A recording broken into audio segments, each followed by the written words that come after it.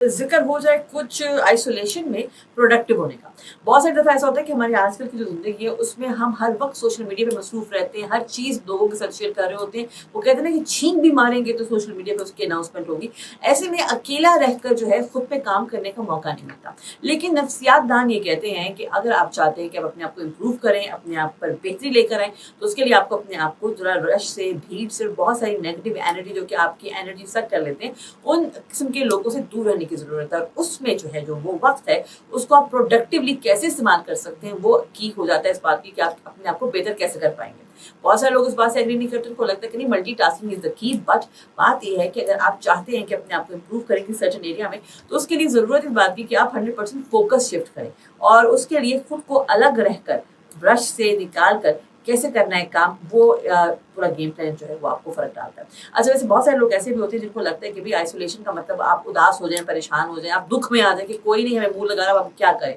तो ऐसी बात नहीं होती। आइसोलेशन भी बहुत सारी दफ़ा बहुत सारे लोग जो हैं वो भीड़ में भी अकेले होते हैं और बहुत सारे लोग जो हैं वो अकेले में भी यानी तन्हाई में भी जो है वो भीड़ का शिकार होते हैं, उनके पास बहुत कुछ होता है। सो डिपेंडिंग अपॉन कि आप किस साइड पे फ़ॉल करते हैं, अपनी तन्हाई को, अपनी आइसोलेशन को अपनी बेहतरी के लिए, प्रोडक्टिविटी के लिए इस्तेमाल कीजिए, क्योंकि जो वक़्त आपको मिलता है अपने आप को तैयार करने के लिए, आने वाले वक़्त के लिए, उसको ज़ाया करने के बाद मौका पड़ने पे जब आपको काम ना करने का मसला बनेगा, तो फिर आप शिकायत किसी से नहीं कर सकते। Little food for thought